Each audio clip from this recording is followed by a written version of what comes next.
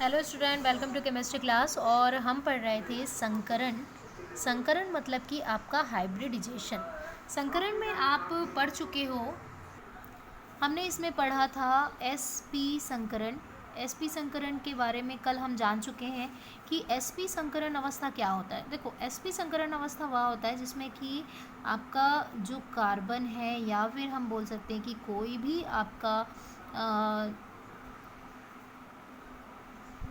केंद्रीय परमाणु है, उससे जुड़ा हुआ कोई भी आपका जो परमाणु है ना, वो एक तरह का अतिव्यापन करेगा। मतलब कि हम बोल सकते हैं कि एक एस कक्षक और एक पी कक्षक आपस में अतिव्यापन करेंगे और अतिव्यापित करके एस पी दो की संख्या में एस पी नए संकरित ऑर्बिटल का या कक्षक का निर्माण करते हैं। इसी में अगर हमको पढ़ना है तो sp2 संकरण अवस्था आज हम पढ़ेंगे, फिर sp3 संकरण अवस्था के बारे में जानेंगे। तो sp2 संकरण अवस्था, इसका जो परिभाषा है बहुत सिंपल है। एक s कक्षक दो p कक्षक, है ना, दो p कक्षक आपस में अतिव्यापन या संयोग करके तीन sp2 न्यू ऑर्बिटल या फिर तीन sp2 नए संकरित कक्षकों का निर्माण करते हैं।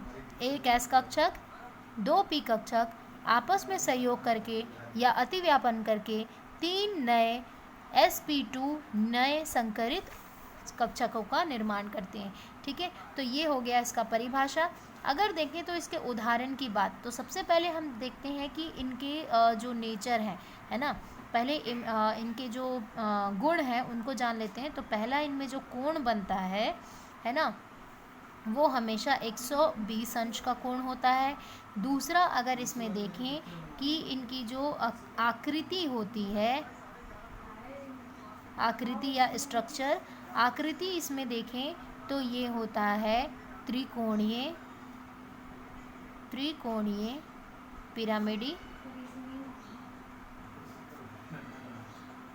पिरामिडीय। ठीक है, और अगर इसमें देखें तो इसमें जो बंध बनता है वो बंध बनता है सिग्मा बंध। पहले वाले में भी सिग्मा बंध बन रहा था, इसमें भी सिग्मा बंध बनेगा। और इसमें जो प्रतिशत की बात करें तो प्रतिशत में एस कक्षक का जो प्रतिशत है वो है 33.33%, और पी कक्षक का जो प्रतिशत है आपको 66.6% दिखाई देगा। ठीक है, ये बेसिक कॉन्सेप्ट। अब इसके जो उदाहरण है, एग्जाम्पल है ना, उदाहरण में हम क्या ले सकते हैं, इसमें sp3 कक्षक अवस्था में BF3 या BCl3। तो अब जानते हैं ये कैसे इसके आप संकरित अवस्था निकाल सकते हैं। तो BCl3 या BF3 में आपको केंद्रीय परमाणु क्या है, B है, बोरॉन है। बोरॉन का जो आपका इलेक्ट्रॉनिक विन्यास होता है वो है, इलेक्ट्रॉनिक परमाणु क्रमांक कितना है, 5। इलेक्ट्रॉनिक विन्यास निकालेंगे 1s2 2s2 2p1। ठीक है, तो ये जो है ये आपका सामान्य अवस्था है, मतलब जिसको हम लोग ग्राउंड स्टेट बोलते हैं, सामान्य अवस्था, ग्राउंड स्टेट। अब अतिव्यापक या फिर उत्तेजित स्टेट, उत्तेजित अवस्था। उत्तेजित अवस्था में जिसको हम बोलते हैं, उत्तेजित अवस्था को एक्साइटेड स्टेट। ठीक है, उत्तेजित अवस्था में क्या होगा, ये देखो यहाँ पे मैंने ऑर्बिटल बना दिया ये। ठीक है, अब उत्तेजित अवस्था में ये जो इलेक्ट्रॉन है ये यहाँ पे क्या हो जाएगा, ट्रांसफ़र हो जाएगा। यहाँ पे 1s2 2s और यहाँ पे एक इलेक्ट्रॉन ट्रांसफ़र हो गया। अब संकरित अवस्था की बारी है। तो संकरित अवस्था में देखें तो यहाँ पे जो ये कक्षक टोटल कितने कक्षक हैं, 3 कक्षक। 3 कक्षक क्या है, 3 कक्षक में एकांकी इलेक्ट्रॉन युग्म है, एकांकी इलेक्ट्रॉन युग्म है। तो अब ये कक्षकों का क्या होगा, अतिव्यापन होगा। तो हमारे पास फ्लोरीन कितने हैं, 3 की संख्या में है, और क्लोरीन कितने हैं, 3 की संख्या में। या तो इसका उदाहरण बनाओ या तो इसका उदाहरण, मैं इसका उदाहरण बना रही हूँ, आप वैसे ही इसका उदाहरण बना सकते हो, आपके लिए होमवर्क भी हो जाएगा। ये हो गया। तो यहाँ पे एक आया, फिर यहाँ पर आपका अतिव्यापन कर दिया, ये एफ एफ एफ, ये हो गया आपका संकरित नए कक्षक। तो संकरित नए कक्षक में कितने कक्षक मिले, संकरित नए कक्षक 3 नए कक्षक मिले हमको, 3 नए संकरित कक्षक का निर्माण हुआ। तो इस तरीके से अब इसकी संरचना की बात करें तो आपको केंद्रीय परमाणु कौन है, बोरॉन है। केंद्रीय परमाणु से जुड़ा हुआ आपका एफ एफ एफ। आपने इससे पहले देखा कि यहाँ पर कोण कितने अंश का होता है, कोण होता है 120 अंश का। ठीक है, आकृति कैसी है, आकृति पिरामिडीय त्रिकोण है। ये देखो पिरामिडीय त्रिकोण, ये लिखा त्रिकोण। अब प्रतिशत, ये जो बी है ये एस कक्षक का है, तो इसका कितना प्रतिशत है, 33.33%, इसका 66.6%। ठीक है, और ये जो बंध बना है ये कौन सा बंध है, सिग्मा बंध है। ये यहाँ पे जो बंध बन रहा है सिग्मा बंध, यहाँ पे जो बंध बन रहा है सिग्मा, ये जो बंध है सिग्मा। ठीक है, तो यहाँ पे 3 सिग्मा बंध बना रहे हैं। कितने बंध बना रहे हैं, 3 सिग्मा बंध बन रहा है। तो इस तरीके से आपको बॉन्ड कंप्लीट करने हैं। ये हो गया sp2 संकरित अवस्था का। ठीक है, इसी तरीके से sp3 संकरित अवस्था पे चलते हैं। sp3 संकरित अवस्था, तो sp3 संकरित अवस्था में परिभाषा क्या होगा बच्चों, तो परिभाषा है एक s कक्षक 3p कक्षक 3p कक्षक क्या बनाते हैं, 1 और 3 कितने हुए, 4 sp नए संकरित कक्षकों का निर्माण करते हैं। समझ आया, तो ये हो गया नए संकरित कक्षकों का निर्माण करते हैं। 1 s कक्षक 3p कक्षक 4 नए sp संकरित अवस्था का निर्माण कर रहे हैं। ठीक है, तो अब इसके जानते हैं कि इसके पूरे बेसिक चीज़ों को जानते हैं। पहले आधार इसका क्या है, इसका जो कोण बनेगा, ठीक है, ये जो कोण बनेगा ये हमेशा 109.5 अंश का कोण बनता है।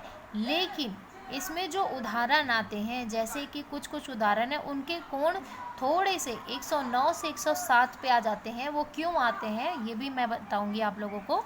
तो देखो, पहले कोण जो होता है इसका 109 होता है। अगर आकृति की बात करें या शेप की बात करें तो इसमें जो आकृति होती है वो क्या होता है, इनमें जो चतुष्फलकीय एक टेट्राहाइड्रल होता है ना, जिसको हम चतुष्फलकीय बोलते हैं, चतुष्फलकीय, जिसको हम लोग टेट्राहाइड्रल स्ट्रक्चर बोलते हैं। अब इसमें जो बंध है, बंध क्या होगा, इसमें बंध बनेगा 4, क्या बनेंगे, पाई बंध बनेंगे। क्या बनेंगे, 4 पाई बंध बनेंगे। ठीक है, परसेंटेज की बात करें तो एस कक्षक के जो परसेंटेज है प्रतिशत, वो 25% इसमें काम करते हैं। पी के हैं वो 75% इसमें काम करेंगे। ठीक है, अब इसमें जो हमने क्या देख लिया, अब उदाहरण देखते हैं। एग्जाम्पल में आपका आता है CH4 और कुछ इसके एग्जाम्पल हैं, जैसे H2O है और अमोनिया है। ये सब जो है इसमें क्या होता है, 109 अंश का कोण ना बन के क्या बनता है, 107 अंश का कोण बनता है। और ये क्यों बनता है बच्चों, वेस्पर थ्योरी के कारण बनता है। Valence electron shell P repulsion, pair repulsion,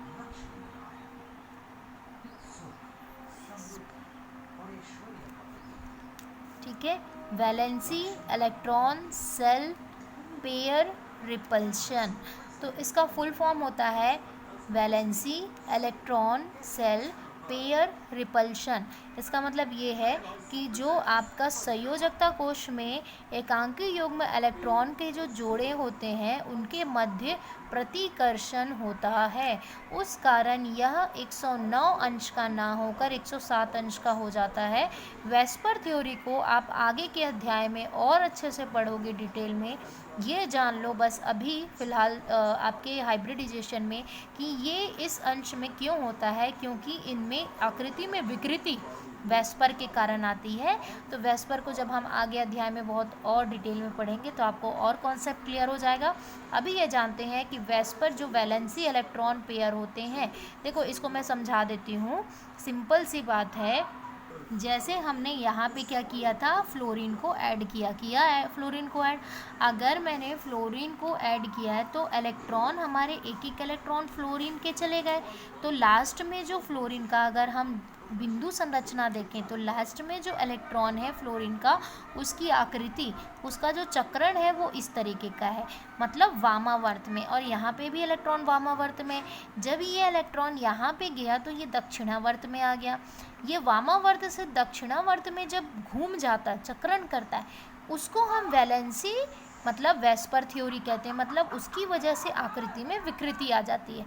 फिर से बताती हूँ, जो यहाँ पे हमने फ्लोरीन को ऐड किया है, फ्लोरीन के एक एक इलेक्ट्रॉन को, तो उन इलेक्ट्रॉनों की स्थिति अगर देखें तो उनका चक्रण अगर देखें तो वो वामावर्त के चक्रण में होते हैं। और यहाँ पे भी बोरॉन के जो इलेक्ट्रॉन हैं, एकांकी इलेक्ट्रॉन, वो कौन से हैं, वामावर्त में है। तो वामावर्त और वामावर्त में अगर यहाँ पे भी इलेक्ट्रॉन इस वामावर्त में चला गया तो इनके मध्य क्या हो जाएगा, प्रतिकर्षण होगा। और ये प्रतिकर्षण के कारण जो दक्षिणावर्त में घूमेंगे, तो इस प्रतिकर्षण के कारण जब दक्षिणावर्त में घूमे तो ये दोनों इलेक्ट्रॉनों की ऊर्जा का टकराव हुआ, जिससे आकृति जो होनी चाहिए वो ना होकर आकृति में थोड़ी विकृति आ जाती है, तो कोण में परिवर्तन होता है। यही होता है वेस्पर सिद्धांत। तो अब यहाँ पे देखो कि इसमें आकृति में क्यों परिवर्तन आया, क्योंकि जो चक्रण था इलेक्ट्रॉनों का वेस्पर, है ना, उसकी वजह से इसके कोण में कमी आ गई, और कोण में कमी आने के कारण आकृति में कमी आ जाती है। तो पहले अब ये देखते हैं, ये जो उदाहरण है कार्बन, आपको मालूम है कार्बन 6 परमाणु क्रमांक 6 होता है। इसके जो इलेक्ट्रॉनिक विन्यास की बात करें तो 1s2 2s2 2p2, ठीक है। ग्राउंड स्टेट मतलब कि आपका सामान्य अवस्था में,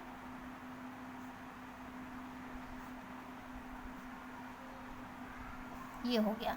अब सामान्य अवस्था के बाद कौन सी अवस्था आती है, उत्तेजित अवस्था, ठीक है। आप हिंदी में भी लिख सकते हो, इंग्लिश में भी लिख सकते हो, और अच्छी बात है अगर इंग्लिश में वर्क करते चल रहे हो, क्योंकि आगे आपको बहुत सारे 12th में इंग्लिश वर्ड ही यूज़ होने हैं। एक्साइटेड स्टेट मतलब कि आपका क्या हो रहा है कि एक्साइटेड स्टेट मतलब उत्तेजित अवस्था में क्या होगा, ये इलेक्ट्रॉन कहाँ चला जाएगा, यहाँ चला जाएगा, ये इलेक्ट्रॉन हम यहाँ पे भेज दिए।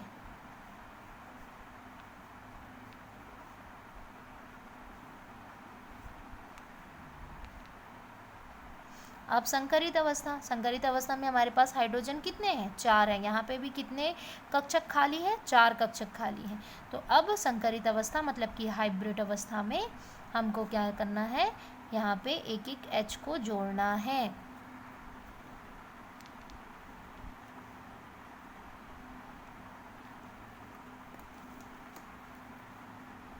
ये एक H, ये एक H, तो हमारे पास टोटल कितने H हो गए, 1 2 3 4। यहाँ पे भी आपने 4 है, ठीक है। ये जो को कंप्लीट। अब इसकी संरचना की बात करें तो इसकी संरचना क्या होती है, चतुष्फलकीय होती है। चतुष्फलकीय में अभी केंद्रीय परमाणु CH4 में केंद्रीय परमाणु कौन है, कार्बन है, तो यहाँ पे केंद्रीय परमाणु में कार्बन बना दी, ठीक है। चतुष्फलकी की बात करें तो चतुष्फलकी कैसे होना चाहिए, एक ऐसा ये होना चाहिए, ठीक है। ये चतुष्फलकी होना चाहिए। कोण इसका 109 अंश होनी चाहिए। लेकिन इन सभी में sp3 में क्या होता है, वेस्पर थ्योरी लगती है। वेस्पर थ्योरी के कारण इसकी आकृति क्या हो जाती है, विकृत हो जाती है। तो ये चतुष्फल के पिरामिडीय जैसे दिखाई देता है। कैसे बनता है देखते हैं। सी थोड़ी सी विकृति हो गई, मतलब कि ये 109 से 107 पे चली जाती है। तो ये देखो,